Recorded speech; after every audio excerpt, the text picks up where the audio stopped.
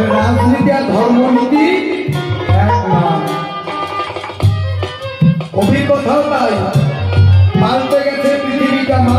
নেই দাম। কুকুরের বাচ্চা কুকুর হয়, বিড়ালের বাচ্চা বিড়াল হয়, সাপের বাচ্চা সাপ হয়, সিংহের বাচ্চা সিংহ হয়। আমার কাছে বলুন দেখি, সিংহর বাচ্চা কোনদিন ঘাস খায় নাকি? কোনদিন খায় না। সিংহর বাচ্চা সিংহ হয়। প্রশ্ন করি আপনাদেরকে, ধারে বলতে পারেন আমারে কয়েকটা মানুষের বাচ্চা মানুষ হয়? কয়েকটা মানুষের বাচ্চা মানুষ হয়? মানুষের ভিতর মনুষ্য নাই বললেই চলে। কুটিতে কুটি সবার চিন্তা কি সকাল হইলে পরে ওর মাথায় বাড়িতে 100 টাকা আনবো, আর ওর 100 টাকা আইনে আর দেবো না, এইরকম একটা চিন্তা ভাবনা। কেউ যদি একটু ভালো না উঠে যায়, সকাল বেলায় চিন্তা করে ঠাকুর যেন নাইবে আসে। আরে কাকড়ার স্বভাব বর্তমানে মানুষের। কাকড়া ভালো জাতের কাকড়া দেখবেন, যেগুলো নদীর কাকড়া, বড় কাকড়া ঠ্যাং বান্ধা থাকে। আর যে বিলের ভিতরে পেঁচো কাকড়া হয়, ওই পেঁচো কাকড়ার স্বভাব আর বর্তমানে মানুষের স্বভাব প্রায় এক।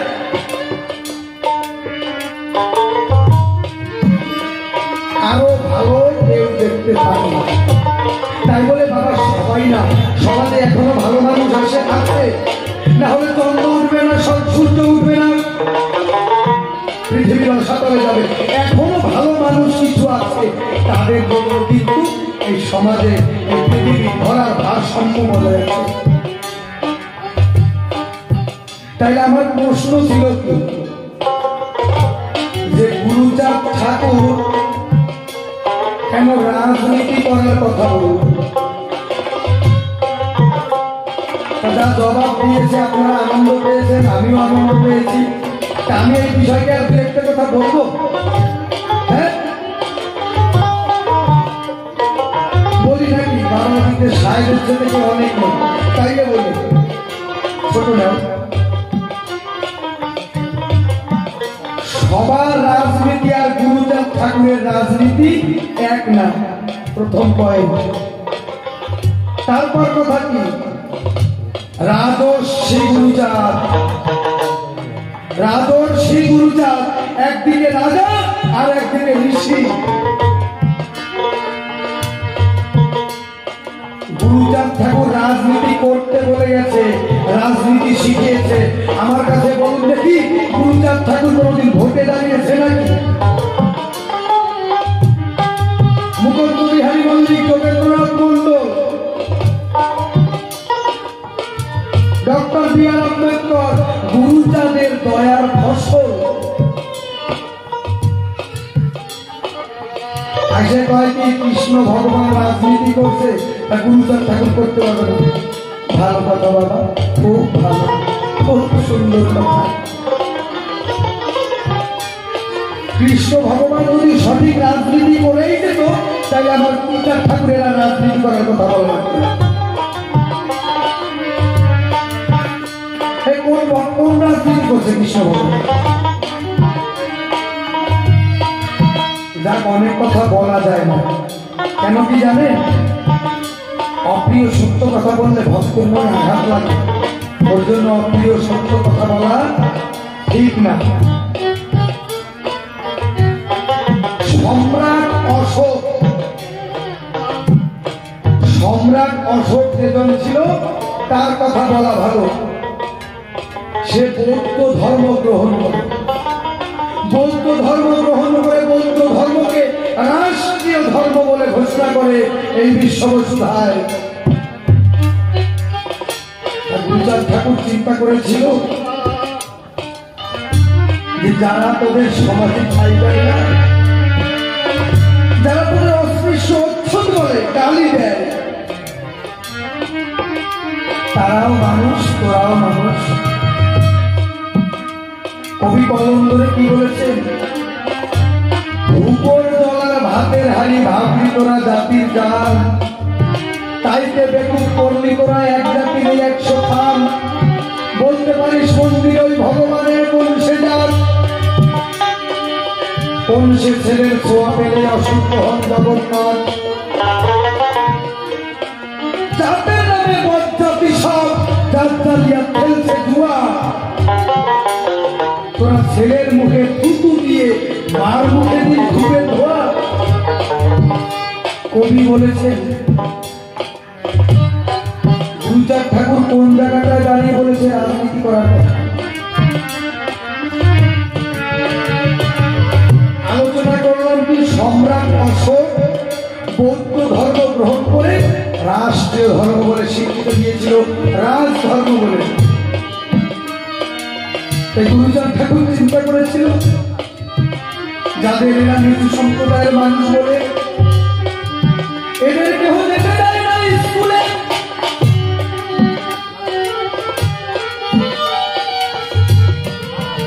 আমাদের সমাজে প্রথম এই নিচু সমাজের জন্য শিক্ষা আন্দোলন করেছিল গুরুচাঁদ ঠাকুর। দত্তডাঙ্গায় ঈশ্বর গাইনের বাড়ি তার পিতার শ্রদ্ধা ক্রিয়া অনুষ্ঠানে। কি আপনারা কি শুনবেন বলবো না? আমার আবার একটু আলোচনা অন্যরকম, বুঝলেন?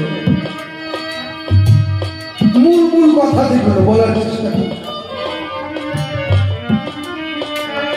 দত্তডাঙ্গায় ঈশ্বর গাইনের বাড়ি তার পিতার শ্রদ্ধা অনুষ্ঠানে গুরুচাঁদ ঠাকুরকে নিমন্ত্রিত করা হল। গুরুচাঁদ ঠাকুর বলল কি, আমি যাব, ঠিক আছে, কিন্তু তোমরা আমার কথা দেবে এই আমাদের সমাজে মাথা মাথা যারা মানুষ আছে সবাইকে ডাক দেবে। আমরা তো মানুষ মারা গেলে রামায়ণ, রামায়ণ দেওয়া ভালো একটা কালচার, কিন্তু পাশাপাশি সমাজের কিভাবে কল্যাণ হবে তারও কিছু আলোচনামূলক কথা থাকা দরকার। গুরুচাঁদ ঠাকুর বললেন কি, সবাইকে ডাক দাও। সবাই যখন এলো আলোচনা আরম্ভ হলো। গুরুচাঁদ ঠাকুর বলল কি, শোনো, যে জাতির দল নাই সে জাতির বল নাই, যে জাতির রাজা নাই সে জাতির রাজা নাই, শিক্ষায় আনে চেতনা, চেতনায় আনে বিপ্লব, আর বিপ্লবে আনে জগতের মুক্তি। আমার গুরুচাঁদের এই যুক্তি। তা গুরুচাঁদ ঠাকুর বললেন কি, একমাত্র শিক্ষা ছাড়া, শিক্ষা জাতির মেরুদণ্ড,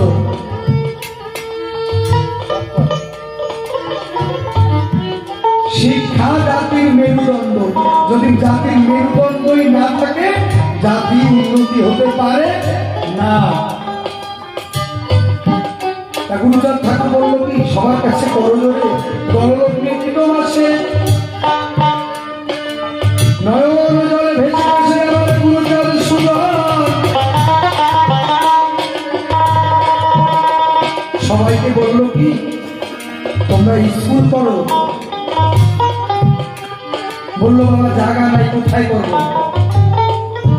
বললো সকালবেলা তো গরুগুলো মাঠে চলে যায়, ওটা গোল ঘরটা একটু পরিষ্কার করে দিতে, ওইখানে শিক্ষার ব্যবস্থা করো। তো শিক্ষার ব্যবস্থা করলো। এখন আমাদের সমাজে তো তখন শিক্ষিত মানুষ হয়ে পারে, উচ্চ বর্ণের মাস্টার আনলো। মাস্টার মশাই মাসে মাসে বেতন নিয়ে যায়, কিন্তু পড়া জিজ্ঞাসা করে না, পড়া বুঝায় না। কেন বুঝায় না, কেন জিজ্ঞাসা করে না? ওরা নিম্ন শ্রেণীর মানুষ, ওদের মুখের বাষ্পে পাঠশালা অশুদ্ধ হবে। ওই বাষ্প যদি নিঃশ্বাসের সঙ্গে আমার শরীরে প্রবেশ করে আমি অশুদ্ধ হব। কত বড় মূর্খতা! সবাই করে হায় হায় করে গেল সমস্যায়। গুরুচাঁদ ঠাকুরকে ডাক দিতে না, বাবা মাস্টার মশাই আসে, কিন্তু শিক্ষা তো উন্নতি হচ্ছে। ঠাকুরের কাছে ঠাকুর করে কি বলবো আপনাদেরকে খালি। আমাদের সমাজের প্রথম শিক্ষার জন্য এগিয়ে এসেছিলেন রঘুনাথ সরকার মালদাতে বাড়ি। রঘুনাথ সরকার মালদাতে বাড়ি।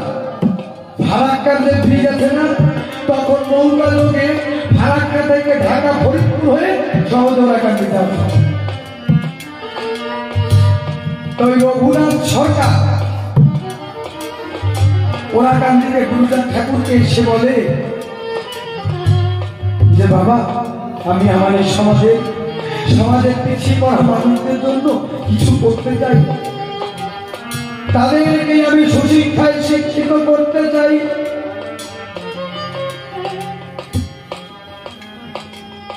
গুরুচাঁদ ঠাকুর ডাক দিয়ে বললেন, শোনো, তোমরা আছো ভক্ত যত, এই কিন্তু শুরু হলো আমাদের উন্নতির অগ্রপথ। এই শুরু। এমনি ভাবে কিন্তু আস্তে আস্তে শিক্ষার আলো গুরুচাঁদ ঠাকুর ছড়িয়ে দিচ্ছে। এখন আমাদের ভারত সরকার জঙ্গলে কয়টা বাঘ আছে, গভীর অরণ্যে কয়টা ব্যাঘ্র বাঘ আছে, তারও কিন্তু নথিপত্র আছে। এমন একটা সময় ছিল, এই সমাজের 85% মানুষ তাদের জনগণনার ভিতরে ধরা পড়ে। আরে তারা তো শিক্ষিত পরের কথা, তারা যে মানুষ এই গণনায় করা হতো না, এমন একটা সময় ছিল।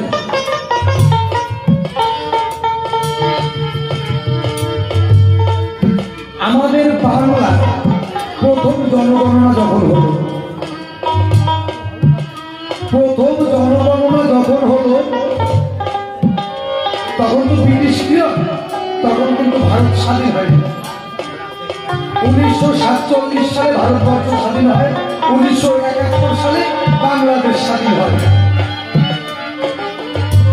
তখন ব্রিটিশ পিরিয়ড, আমাদের এই পূর্ববঙ্গ আর পশ্চিমবঙ্গ দুটো ভাগ ছিল, ভারত বাংলাদেশ ছিল না। পুরোটাকে বলা হতো বঙ্গদেশ। তাই এই বঙ্গদেশে জনগণনার দায়িত্বে ছিল মহেশ ন্যায়রত্ন তর্কালঙ্কার। এই জনগণনার দায়িত্ব দেওয়া হয়েছিল বঙ্গদেশে মহেশ ন্যায়রত্ন তর্কালঙ্কার। তা সে একটা জাতিপত্র লিখল কি, ডাক দিয়ে বলল তখন তাহাদের ভাই, বহু সংখ্যক মানুষ আছে মিথ্যা বলি নাই। বলল কি আছে, বাউল আছে, সাহান আছে, কায়েত আছে ভাই, উচ্চ বর্ণের মানুষ কিছু আছে মিথ্যা বলি নাই। যে ব্রাহ্মণ আছে, ক্ষত্রিয় আছে, বৈশ্য আছে, আরো কিছু বেশি সংখ্যক মানুষ আছে ফরিদপুর, গোপালগঞ্জ, বরিশাল, ঢাকা, ময়মনসিংহের ভিতর দিয়া বহুত সংখ্যক লোক আছে। তাদের কি বলে আখ্যায়িত করলো? চন্ডাল বলে।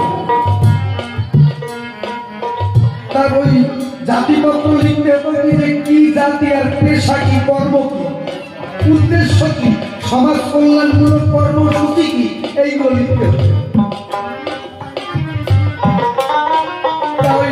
উচ্চ বর্ণের নাম লিখলো, তাদের কর্ম লিখলো, আর বললো যারা বহু সংখ্যক আছে এদের কোনো শিক্ষা দীক্ষা নাই,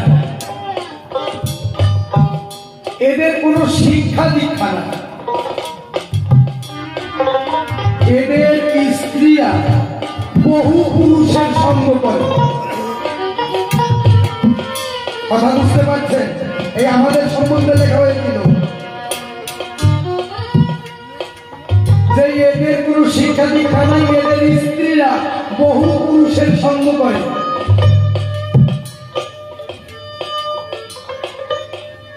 আর এই পুরুষগুলো এদের মা, মাসি, কাকি, খুড়ি, দেন নাই, সবসময় যৌন কর্মে লিপ্ত, কামনা পূর্ণ তারা। এদের কোনো এইভাবেই চল, এইভাবে জাতিপত্র লিখে দিল। কালান্তরে কিছুদিন পরে ওই একটি জাতিপত্রের কপি গুরুচাঁদ ঠাকুর পেল। গুরুচাঁদ ঠাকুর চিন্তা করে, ভাবে মনে মন, এই আর বুঝি এই জাতি হইবে কত।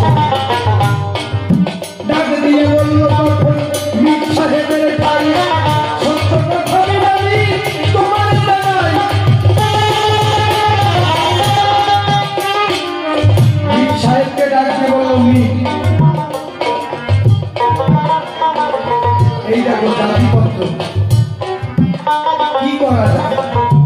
ইতিমধ্যে আর একটা ঘটনা ঘটে গেছে। আপনারা লীলামৃতি করে থাকবেন গোপালপুরের দাঙ্গা। গোপালপুরের দাঙ্গাটাকে অন্যভাবে দেখা হয়েছে লীলামৃতি। হিন্দু আর মুসলমানের ভিতরে একটা খেলা নিয়ে বিরাট একটা গন্ডগোল হয়েছে। তা তখনকার সময় একটা আইন ছিল কি, যে যারা জন্মগতভাবে বিদ্রোহী,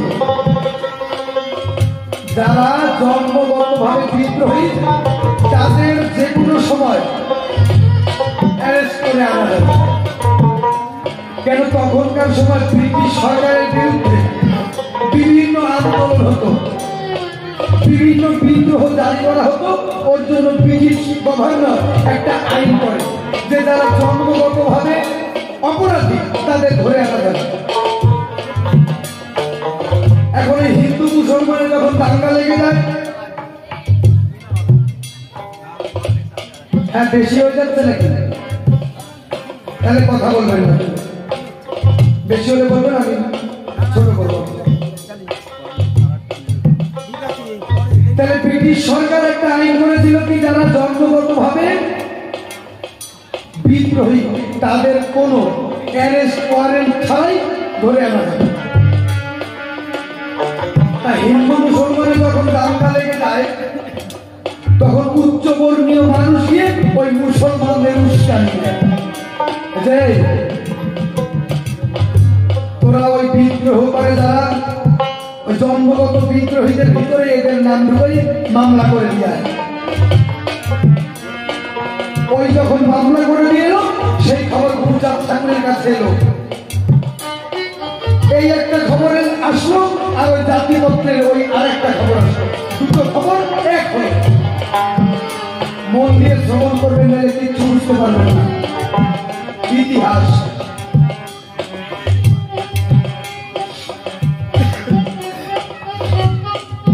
গলার অবস্থা ভালো না, পর গান। গতদিন গান গিয়েছি আমাদের উত্তর 24 পরগনা জেলায় অসন্ত গুরুদেব রবীন্দ্রনাথ সরকার আমি। কালকে গুরুদেব বলে কি, বাবা আজকে আমি প্রশ্ন করি, তুই জবাব কর।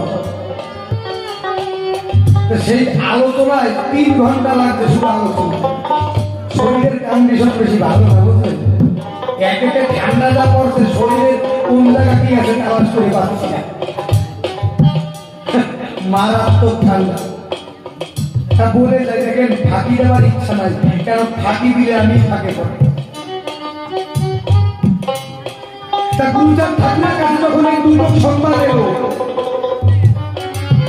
গুরুচাঁদ ঠাকুর মীর সাহেবকে ডাক দিয়ে বলল, শীঘ্র কলকাতায় যাও। কেন কলকাতা থেকে ইন্সপেকশনে আসে, আসার পরে তারা রিপোর্ট দেবে, সেই রিপোর্ট অনুযায়ী তাদের ধরে নিয়ে যাওয়া হবে। গুরুচাঁদ ঠাকুর ডেকে বলে, মীর সাহেবের ভাই, তাড়াতাড়ি এখন তোমার কলকাতা যাওয়া। কলকাতা যখন যাবি, মীর সাহেব গেল, শুনে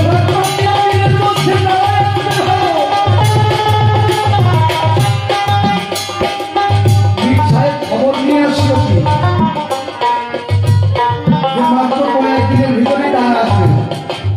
গুরুচাঁদ ঠাকুর তখন ডেকে বলল, আর যারা পারিশ্রমিক ছিল, শোনো শোনো শোনো, তোমরা আমার কথা নাও।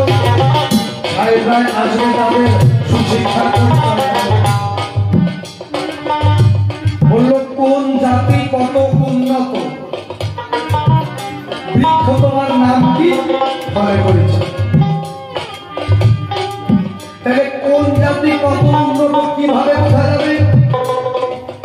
তাদের কালচার, তাদের আচরণ, তাদের কথাবার্তা, এই সবের ভিতর দিয়ে বোঝা যাবে কোন জাতি কতটা উন্নত।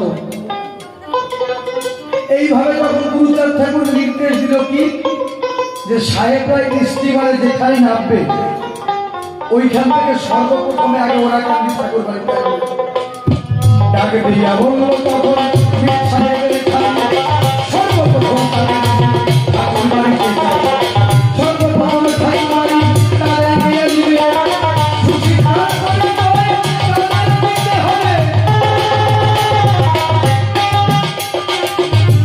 ভক্তদের ডাক দিয়ে বলল, শোনো বেশি দিন সময় নাই, লঞ্চে যেখান থেকে নামবে ওখান থেকে ঠাকুরবাড়ি আসা পর্যন্ত যে রাস্তা, তোমরা সুন্দর করে রাস্তা মাটি দিয়ে সুন্দর রাস্তা তৈরি করবে।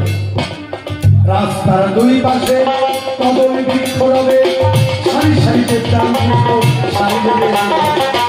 বলল কি সুন্দর করে মাটি দিয়ে রাস্তা বানাবে। ওই স্টিমার যেখানে থাকবে ওখান থেকে ঠাকুর বাড়ি করতে। আর কি করবে, রাস্তার দুই সাইড দিয়ে সুন্দর করে কলা গাছ দেবে, সুন্দর করে দেবদারু বৃক্ষ দেবে, তাতে ছোট ছোট করে অভয় বাণী অর্থাৎ জয়পত্র লিখে দেবে। গুরুচাঁদ ঠাকুরের কিছু বাণী বটে ছিল, তখন জানি সেইভাবে জয়পত্র লেখা হয়, সুন্দরভাবে কর্তারা সাজাইয়া দেয়। এইভাবে তারা শিক্ষা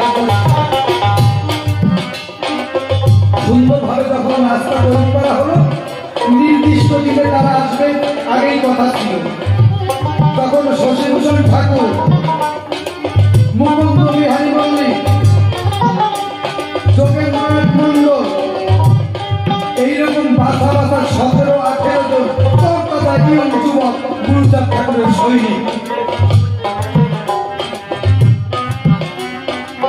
তাদেরকে ডাক দিয়া বলে, গুরুচাঁদ সুজন শুভ্র বস্ত্র পরিধান করবে, শুভ্র বস্ত্র পরিধান করে কোথায় আগে যাবে, জয়লঙ্কা নিয়ে মতুয়ার দল পিছে পিছে যাবে, জয়লঙ্কা নিয়ে যাবে মতুয়ারা বিখ্যাত ঘোড়ায়, বরণগুলো যাবে যত কি বলল। সর্বপ্রথমে সাহেব যখনই নামবে, তোমরা এই কয়েকটি সুশিক্ষিত যারা যুবক আছো দিয়ে সুন্দর করে মাল্য দিয়ে সর্বপ্রথম সাহেবকে অভিনন্দন জানাবেন। তারপর মায়েরা যারা থাকবে তারা কুলো নিয়ে বরণ করতে করতে আসবে, পিছনে মতুয়া ভক্তরা জয় জয়কালী কীর্তন করতে করতে আসবে। মীর সাহেবকে বলল, তুমি বি আমার কথা জানি নেবে, এই কাজের সাক্ষ্য তুমি যে করবে। বলা বাহুল্য বলা যেতে পারে, গুরুচাঁদের শিক্ষা আন্দোলনের রথের সারথি ডক্টর C.S. মির একজন ইংরেজ খ্রিস্ট ধর্মের মানুষ হয়ে আমার গুরুচাঁদ ঠাকুরকে যতটা মূল্যায়ন করেছিল, তখনকার সময় আমাদের সমাজের মাথা মাথা জ্ঞানী পণ্ডিত বুদ্ধিজীবীরা গুরুচাঁদ ঠাকুরকে অতটা অনুমান করতে পারে না। ভারত পরিষ্কার করো, শৌচালয় করো, সুন্দর গৃহ নির্মাণ করো, সবাইকে শিক্ষা দাও। সর্বপ্রথম একটা কথাই শ্রেষ্ঠ। দেখেন, কেউ ভাববেন না আমি যেন রাজনৈতিক কথা বলছি, খবরদার কেউ ভাববেন না। সমাজে যে ভালো কর্ম করে তাকে ভালো করতে হবে। কবি আসন এমনই একটা জায়গা, এখানে কোনো রাজনীতি নাই, যেই ভালো করবে সমাজের তার কথা বলবে। সমাজের যে কল্যাণমূলক কর্ম করবে না তার কথাই বলা যাবে। সে যদি একজন মুচি ওই কাজটা করতো, সে আমাদের আলোচনায় আসে। তা এখন বলছে স্বচ্ছ ভারত আন্দোলন। তাহলে গুরুচাঁদ ঠাকুর কত বছর আগে, গুরুচাঁদ ঠাকুরকে যদি কেউ নিতে আসতো কি বলতো জানেন?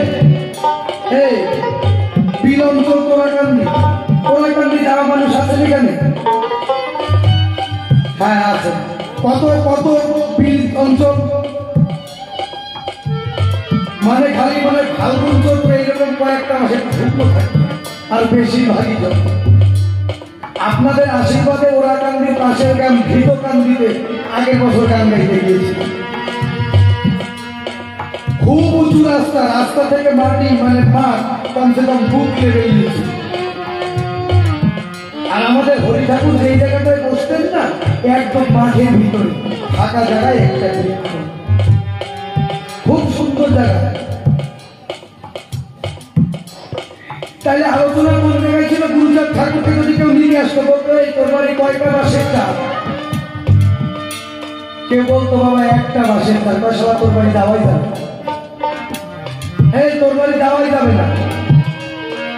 বলতো কেন বাবা আমি অপরাধ করে অপরাধ করতেছি, তাই একটা বাসের উপর যে মানুষ হাঁটতে পারে, কথাগুলি আমাকে নিতে হলে 3-4টে বাস দিয়ে চওড়া করে রাস্তা বানাইয়ে দিবে।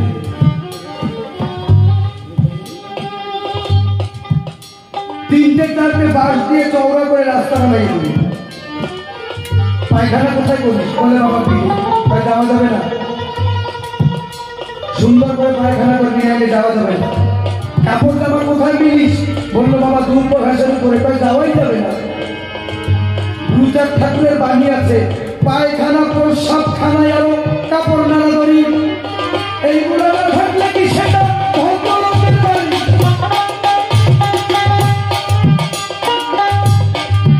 গুরুচাঁদ ঠাকুরের কথা আছে কি, পায়খানা প্রস্রাব খানা আরো কাপড় নাড়া ধরি, এইগুলো কি না থাকে সেটা ভদ্রলোকের বাড়ি।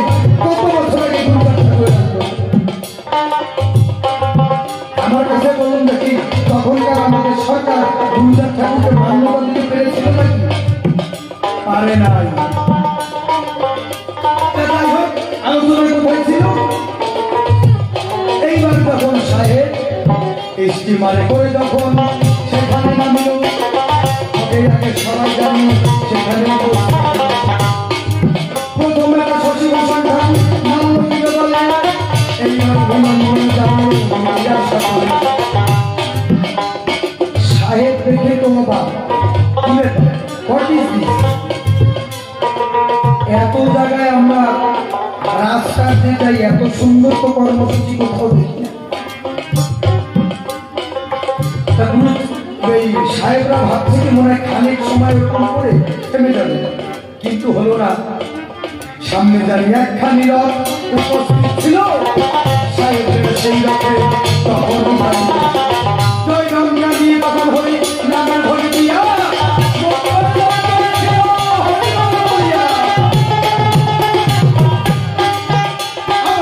জয় হরিবল হরিবলে অগ্রগতি হয়। এইভাবে যখন জানিয়েছে ওরা গান নিয়ে এলো, এইবার কি কর্ম সেখানে এইভাবে তখন ওরা কান্দে নিয়ে আসে। ওরা কান্দে গুরুচাঁদ ঠাকুর আমার রাজকীয় বেশে শুভ্র বস্ত্র পরিধান করে তাদের জন্য দুয়ারে অপেক্ষা করছে। যখন সাহেব এলো, প্রথমে গুরুচাঁদ ঠাকুর নিজ হস্তে কুলো ধরে বরণ কুলো ধরে ধান আর দুর্ব দিয়ে সাহেবের মাথায় দিয়ে আশীর্বাদ করল। গুরুচাঁদ ঠাকুর নিজে হাতে কুলো ধরে ধান দুর্ব দিয়ে সাহেবকে আশীর্বাদ করল। সাহেব তখন চিন্তা করে মনে মনে ডাক দিয়ে বলল, গুরুচাঁদ ঠাকুরের সন্নিধানে স্যার স্যার বলে সম্বোধন। কেন গুরুচাঁদ ঠাকুর ঠাকুর নাকি তারা তো জানে না, দেখেছে শুক্র বস্ত্র পরিধান করো স্যার বলে সম্বোধন করেছে। বলে এটা কি কালচার, আপনি ধান দুর্বলী আশীর্বাদ করলেন? সাহেবকে বলতে দেখে দেখো এই যে জাতি এরা খুবই অনাথ, এদের কেউ নাই, এদের কাছে থেকে চোখের জল বসানোর মতন বান্ধব নাই, এরা খুবই গরিব, কি দিয়ে আপনাদের সম্বোধন করবে? এদের তেমন কিছু অর্থ সমর্থ নাই। তাহলে যে ধান, ধান হলো লক্ষ্মীর প্রতীক, অর্থাৎ ধানকে আপনার মাথায় দিয়ে আশীর্বাদ করলেন, যে জীবনে যেন আপনার ধন ঐশ্বর্যের অভাব না হয়। আর এই যে পূর্বাভাস আপনারা মিলিয়ে দেখবেন একদম বিল অঞ্চল দুর্বাঘাস পড়ছে, রৌদ্রে শুকিয়ে যাবে, পচে যাবে বর্ষাকালে, আবার রৌদ্রে শুকিয়ে যাবে। আবার যে এই একটু একটু নিশিরের ঘোটা পাবে না, ও আবার মাথা লাগাবে। দুর্বা অমর, এর জন্য দুর্বাদি আশীর্বাদ করলাম তুমি যেন অমর হয়ে থাকো বিশ্বে। সাহেবটা মনে মনে চিন্তা করেছিল কত সুন্দর তাদের মধ্যে। এরপরে কি করলো, সাহেবকে নিয়ে ওরাকান্দি প্রথমে হরি মন্দির, তারপর গুরুচাঁদ ঠাকুরের মন্দির এখন বর্তমানে, তারপর মহামায়ার মন্দির, তারপরে ঠাকুরবাড়ির বড়িঘর, তারপরে ভিতরে ঠাকুরবাড়ি। তখন তো এত হয়ে পারে নাই, পেরাই থাকা। গুরুচাঁদ ঠাকুর হস্ত ধরে পিছন দিকে নিল, কত সুন্দর মনোরম দৃশ্য দেখালো। দেখালো কি, পালতোলা নৌকায়, ছোট ছোট ডিঙি নৌকা নিয়ে, পালতোলা নৌকা নিয়ে মাঝি মোল্লারা পেয়ে যাচ্ছে। তারা মনে আনন্দে প্রাণ খুলে ভাগিয়ে জেলেরা মাছ ধরছে। গ্রাম্য পুরবধূরা সুন্দরভাবে ঘটিটা দিয়ে তারা কলসি জল নিয়ে যাচ্ছে। কবি কলম ধরে কি লিখেছিলেন, কথা তো খালি মনে পড়ে যায়, রায় হয়ে গেছে বলার সময় বেশি। বঙ্গের বধূ বুক ভরা মধু জল হয়ে যায় ঘরে, মা বলে যে প্রাণ করে আনচান, চোখে আসে জল ভরে। গুরুচাঁদ ঠাকুর দেখালো কি, গ্রাম বাংলার বধুর অপূর্ব দৃশ্য। লাল পেনের শাড়ি পরা, পায়ে আলতা পরা, সুন্দর করে ঘোমটা দেওয়া, সিঁদুরের টিপ পরা, চোখে কাজল পরা, কলসি নিয়ে জল দেওয়া। গ্রাম বাংলার বধুদের অপূর্ব চিত্র। এখন একটু কলকাতার দিক যাবেন, খালি কলকাতা না, সব জায়গায়। মানে এখন একটা প্রতিযোগিতা চলছে, কে কত ছোট পোশাক পরিয়ে পারবে। লজ্জা নারীর অঙ্গের ভূষণ, এখন বর্তমানে বসন নারীর লজ্জা। বসন নারীর লজ্জা বলুন,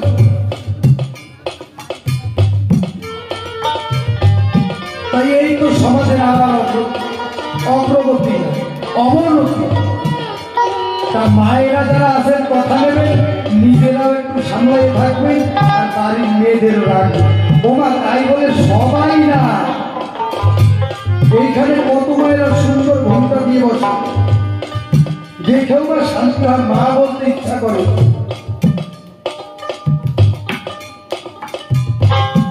আর কিছু কিছু জায়গায় রাস্তা দিয়ে আসলে এমন দৃশ্য চোখে পড়ে, এখন পর্ব কি ছেলে চোখ চলে যায়। আমার মনে হয় মন সাবধান, সাবধান নয়। তাহলে মায়েরা, এটা কিন্তু আমাদের কালচার নয়। বঙ্গের বধূ কবি যেরকম বলেছে, সবাই আমরা কে কতদিন বাঁচবো ঠিক নাই। আমি অমিত সরকার কবি গান গাই, ভালো কথা বলি, বাড়ি ফিরে যাবো না যাবো ঠিক নাই। কালকে গান আছে, গান গাইতে যাইতে পারবো না করবো ঠিক নাই। এইখানে জয় হইব হয়ে যেতে পারে। তাহলে আমরা বেশি সময় বাঁচবো না, অল্প সময় বাঁচবো, ভালো কথা বলতে থাকবো, ভালো পরিবেশে থাকবো। এইভাবে গুরুচাঁদ ঠাকুর যখন সব কিছু দর্শন করায়, আনন্দিত হইল তখন সাহেবের সাহেব। তখন ডেকে বলে, তখন পুলিশ কমিশনার এদের পক্ষে এমন মামলা আনলে কেন? সাহেব বলে, যাদের কালচার এরকম, যাদের শিক্ষাগত যোগ্যতা এরকম, সুশিক্ষা শিক্ষা দুই রকম, খালি এডুকেশনাল কিছু সার্টিফিকেট থাকলেই সেই শিক্ষিত না। একটা শিক্ষা আর একটা সুশিক্ষা। শিক্ষা পাওয়া যায় স্কুলে, আর সুশিক্ষা পাওয়া যায় গৃহে। ওই শিক্ষাধারী স্কুলের শিক্ষা দেখে, কিন্তু দুটোই দরকার। তখন কমিশনের কাছে ডেকে বলল যে গোপালগঞ্জে এই শিক্ষার দায়িত্ব দিয়েছিল যে এদের স্কুল করা হয় না কেন। আগে গুরুচাঁদ ঠাকুরকে জিজ্ঞাসা করলো আপনাদের স্কুল নেই? বললো অনেকবার আমরা দায়ের করেছি স্কুলের জন্য, নথিপত্র দিয়েছি, কিন্তু স্কুল হয় না। তখন যে গোপালপুরে যে ছিল না, গোপালগঞ্জে মাথাটা নিচু হয়ে গেল। কেন কেউ যদি ভুল করে তার মনে একটা ভয় থাকে, এই বুঝি পুলিশ আসে। কেউ যদি চুরি করে মনে কিন্তু ভয় কাজ করে, আসলো না পুলিশ। গুরুচাঁদ ঠাকুর তখন ডেকে বলল কি, আগে এদের শিক্ষার ব্যবস্থা করো। এইভাবে কিন্তু সুশিক্ষার দ্বারায় গুরুচাঁদ ঠাকুর এত কষ্ট করে এই প্রতি জাতির ভিতরে শিক্ষা দিয়েছিল। আমার গুরুচাঁদ ঠাকুরের রাজনীতি এইরকম।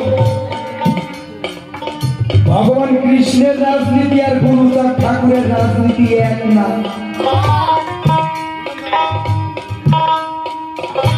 কি বলেন, কি করবেন? আরে হোক কষ্ট, কষ্ট করার জন্য এরা আইসেই কষ্ট করার জন্য। কেউ ব্যথা পাই, এরা সবাই আমার ভালোবাসার লোক।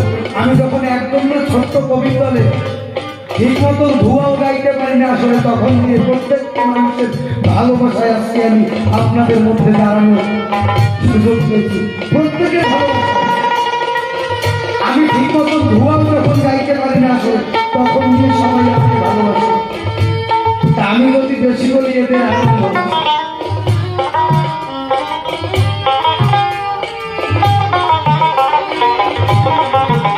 একমা আলোচনা শুনে 20 টাকা দিয়ে আশীর্বাদ করলেন, ঠাকুর যেন তার মনোবাসনা পূর্ণ না। আর বেশি সময় বলবো না, প্রায় কাতায় নিয়ে যাচ্ছি। তাহলে গুরুচাঁদ ঠাকুর এইভাবে রাজনীতি করেছিল। আর একটা কথা ছিল কি, যে অর্থ অনর্থের মূল। তাহলে গুরুচাঁদ ঠাকুর কেন অর্থ উপার্জনের কথা বলল? যা গুরুচাঁদ ঠাকুরের রাজনীতি বোঝা গেল তো আমার মোটামুটি। এই বিষয় নিয়ে কারো সন্দেহ নাই তো? ঠিক আছে, শান্তি পাই একটু এরকম বলে। তাহলে গুরুচাঁদ ঠাকুরের রাজনীতি এই রকম জানি হয়। সুন্দর করে বলে গেলাম অর্থ নয় শুধু অর্থ, অর্থ অর্থ লাগবে, কিন্তু অর্থ লাগবে, অর্থের অহংকার থাকলে হবে না। মনে ভাব রাখতে হবে কি, পরে জায়গা পরে যদি ঘর বানাই আমি রই, আমি তো সেই ঘরের মালিক নই।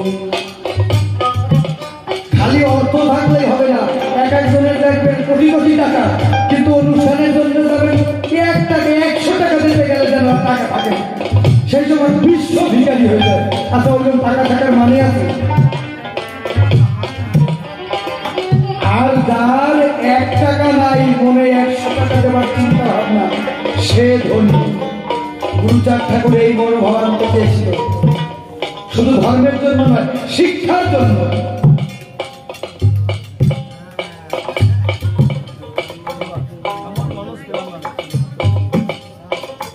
এত টাকা নিতে গেলে কথা কব হবে হবে সমস্যা।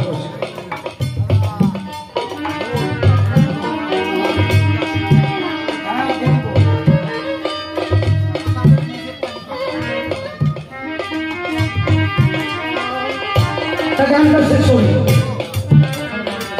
দেখেন ভাবছিলাম শেষ করবো, কিন্তু একজনে আরেকটা কথা জিজ্ঞাসা করে গেছে, জবাবে বলে নাই। সেই কথাটা জানতে চেয়েছে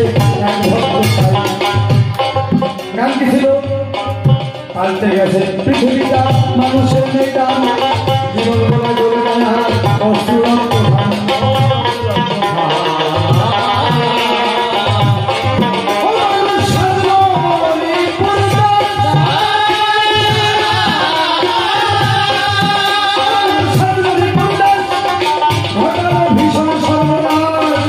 জীবনের গণনাতে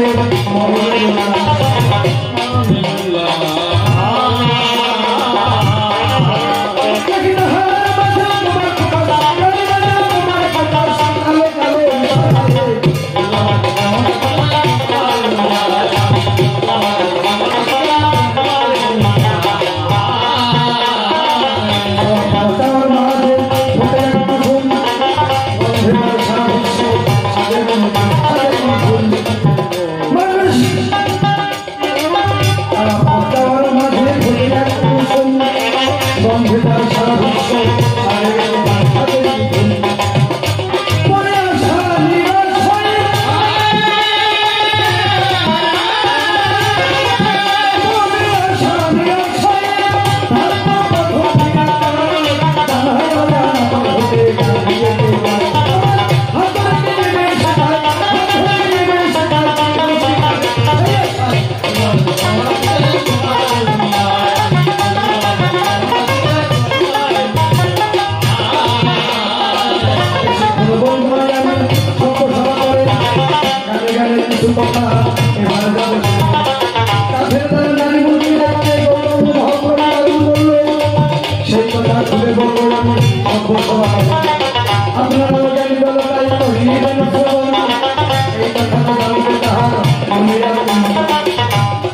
গৌরঙ্গ মহাপ্রভু বলল কি করে দিলাম মালা, কাঠের দ্বারা নারী মূর্তি কেউ দেখবে না।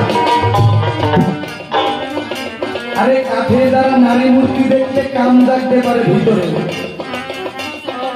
সেই কথাটাকে নূতন ভাবে দিল এবারে সে হরিদাস অবতারে। মহাপ্রভু চিন্তা করলো তাই প্রথম বলল কি খাইবে না বলছেন ঝোল, শুইবে না রমণী, মুখে বলবে হরি বল। এই নাম যে দিতে গেল বল হবে না, এই নাম কেউ নেবে। পরে বললো কি খাইবে মাছের ঝোল, শুইবে রমণী বল, মুখে বলবে হরি বল, সবাই মেনে নেবে। ঠাকুর আমার চিন্তা করলো এই জগতের পরে সংসার থেকে মানুষ কিভাবে এই জন্য হরিনাম ঠাকুর তার হস্ত ধর্ম দিল। সেই কথা ধরে ঠাকুর বলল কি যে না গৃহেতে থেকে যার হবে ভাবুরায় সেই সে বড় মোর সাধু জানিবেন। গৃহের মাঝে সর্বাল কিছু পাই না কিছু নয়, এই জন্য তার হস্ত বোঝা গেল যে কাঠের নারী মুখ দেখলেও কাম আসবে, কিন্তু নারী সঙ্গে থাকলেও কাম আসবে না, সেই ফর্মুলা দিয়ে গেল। আচ্ছা দেখবেন যারা মিষ্টি ভালোবাসে, যারা মিষ্টি ভালোবাসে মিষ্টি দোকানের সামনে গেলে মুখ থেকে একটু জল গড়িয়ে আসে না, মিষ্টি খেতে ইচ্ছা করে, মনে মনে গেলে একটু টোপ গেল ওই মনে রসমালাই ভালো। আচ্ছা আমার কাছে বলুন দেখি যারা মিষ্টি বানায় তাদের কোনো সময় মিষ্টি খাওয়ার ইচ্ছা থাকে নাকি? হ্যাঁ জাগে না। এই জন্য এই কথাটা বলে আমি যাই, নারীর সঙ্গে থাকলে পরে কোনো ভয় নাই। নারী যদি সঙ্গে থাকে পুত্র কামনা করে, যদি কেউ তারে জানিছে নারীর কাছে যাওয়ার নিয়ম আছে। গুরুদার চরিত্র করবে, তিনি কি বলিলেন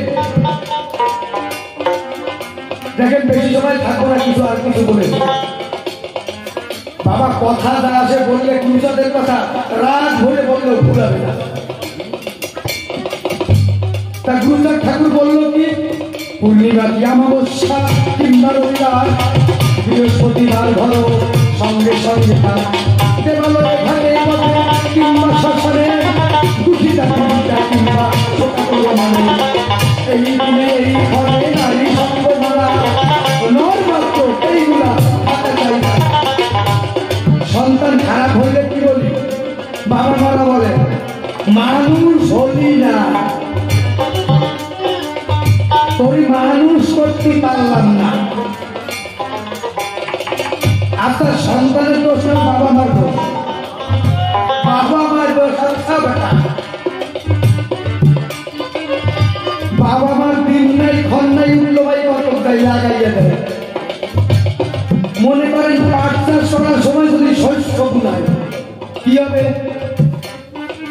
তার জন্য গুরুচাঁদ ঠাকুর বললেন কি পূর্ণিমা অমাবস্যা রবিবার এইসব দিনে নারী সঙ্গ করা যাবে না। মনে দুঃখ থাকলে দুঃখিতা পীড়িতা শোকাকুল মনে করা যাবে না নারী সঙ্গ। সুসন্তান আনতে হলে দেবালয়ে ঘাটে পথে শ্মশানে নারী সঙ্গ মানা, এইসব মেনে চললে পরে তার পুত্র সন্তান কোনোদিন হবে না। প্রত্যেক বাবা মার এইগুলো জানা চাই। এইভাবে গুরুচাঁদ ঠাকুর শিক্ষা দিয়েছিল। এই গুরুচাঁদের মূল আদর্শ মূল দর্শন গোড়া দিয়ে লোক সারছে। যে কয়েকটি কথা বললাম সত্য সভা করে আপনারা বসে এইবার কোন দিকে নারী ভঙ্গ করা যাবে সেই কথাটা চিন্তা আবার কোন দিন নারী সঙ্গ করতে হবে। পুত্র কামনা ছাড়া নারীর কাছে যাওয়া যাবে না। সুপ্রশস্ত বুধবার জানিবে সকলে ছুটি সঙ্গে কারণ সুপ্রশস্ত বুধবার জানিবে সবাই নারী সঙ্গ করলে পুত্র সন্তান আসবে।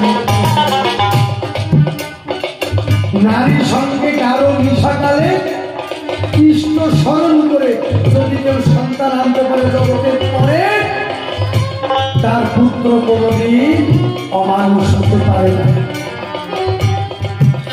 শাস্ত্রে বলা আছে কি রমণ কালে যার মন রহিবে যেমন পুত্র কন্যা জন্মিবে তেমন। দেখেন না এইভাবে বসে বসে আরো তারে বেশি বলে যেমন আমার মতো ভাবে ভক্তবন্ধুরা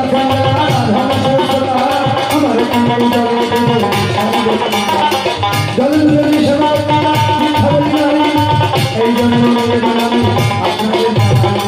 আপনারা সবাই আমার কথা নেবেন কথা বলতে গিয়ে যদি কোনো ভুল ত্রুটি হয় আমার করে